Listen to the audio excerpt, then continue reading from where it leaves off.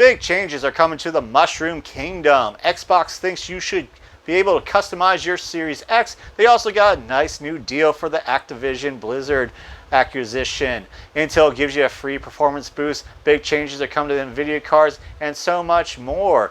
If you haven't hit that subscribe button, I'm trying to get to 1,000 subscribers by the end of the year. Let's get to these news stories.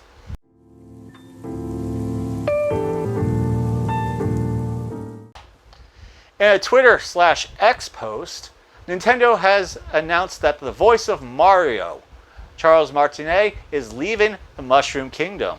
Mr. Martinet has voiced Mario in various characters for the past 25 years.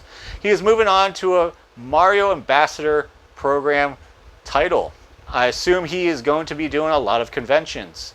He will no longer voice any characters moving forward for the Mario series, and when asked about who's the voice of Mario in Super Mario Bros. Wonder, Nintendo says, just wait for the credits. Does this mean that they are moving over to celebrity voices? Could we hear Chris Pratt and Charlie Day as Mario and Luigi?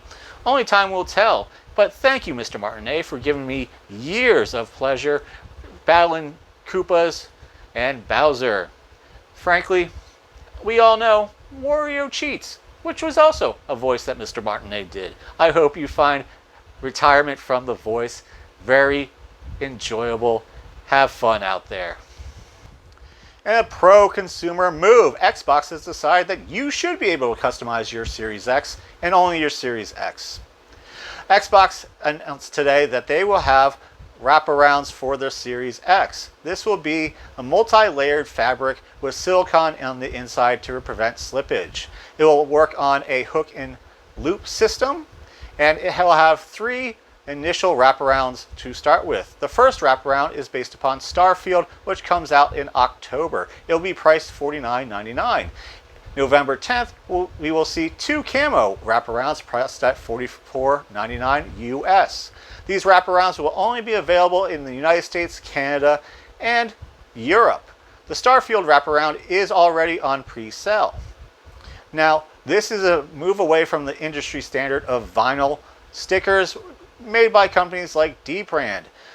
Now that Xbox is moving into the customization of their Series X, we will see if they will follow the PlayStation route and have a cease and desist order for companies such as D-Brand. Hopefully they will not do that. Continuing with Xbox news. As of this morning, Xbox has proposed a restructuring of the Activision deal. In the new proposed deal, Xbox would sell off the streaming rights for the Activision Blizzard games to Ubisoft. This is a proprietary deal and would last 15 years. This should not affect any other deals that they have with cloud services in the European Union or the United States. This is to alleviate the issues brought up by the CMA for their denial of the Activision deal earlier this year. Xbox hopes that this will be resolved by the deadline of October. Intel keeps improving their ARC graphics cards line. With a hitting firmware update, they have improved the performance of the A380. They have increased the boost clock speed from 2000 MHz to 2150 MHz. This is on the heels of improving performance of the A750 line with a driver update. We saw a large performance boost in DirectX 9 and DirectX 11 titles. And yes, Intel is not above overclocking their own cards. This is great for consumers because they are improving upon the low-end GPU market, and hopefully we start buying these cards more. Good job, Intel. I want you to keep it up, and I hope you succeed and kind of make it a lot better in the GPU market. Moving on to Nvidia, we're finally able to mod Nvidia graphics cards again.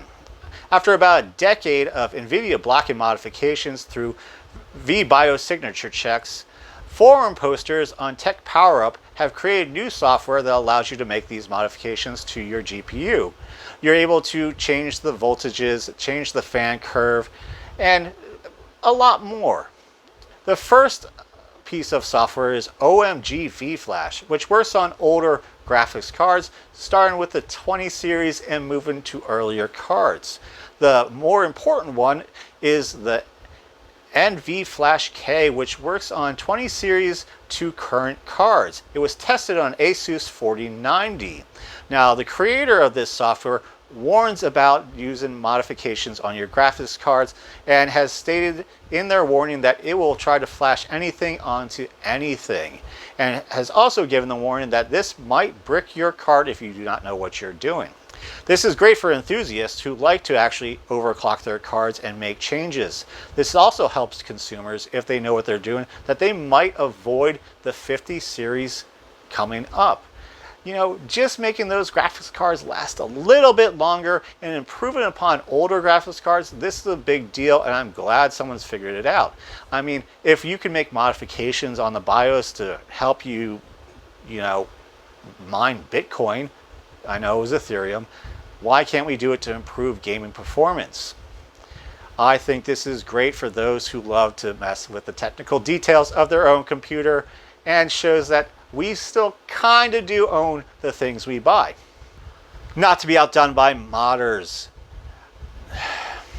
3, 2, 1. Not to be outdone by the modding community. In a YouTube post this morning, Nvidia has launched DLSS 3.5.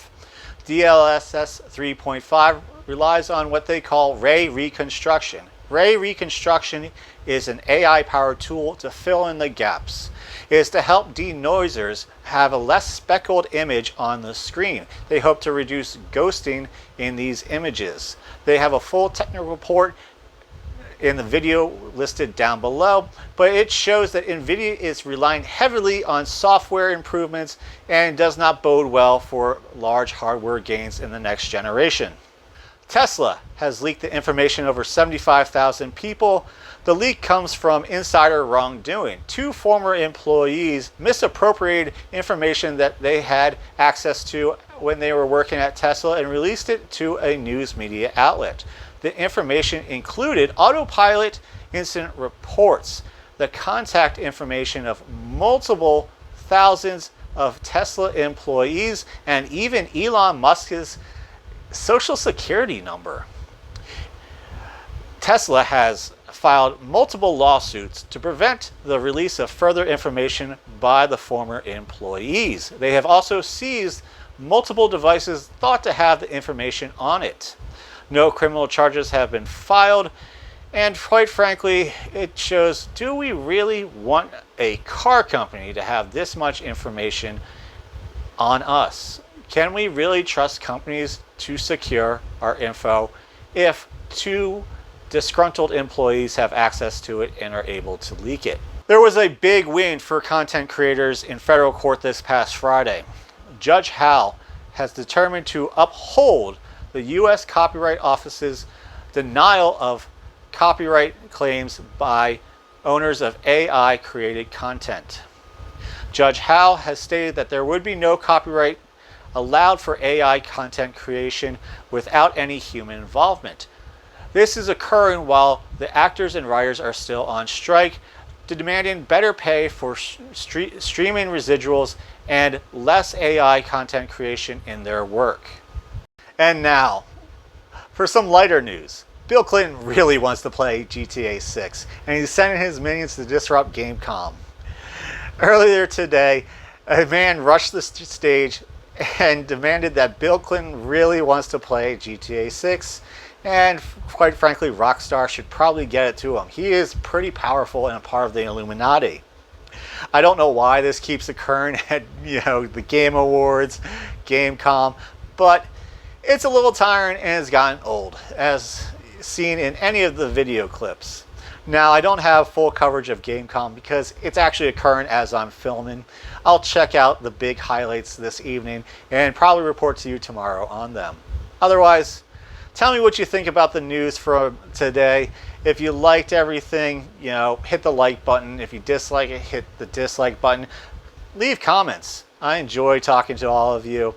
And please hit that subscribe button. As I said, I'm trying to reach 1,000 subscribers by the end of the year, and I'm getting pretty close. Otherwise, you've made it to the end. You're an amazing person, and we love you over here. Bye.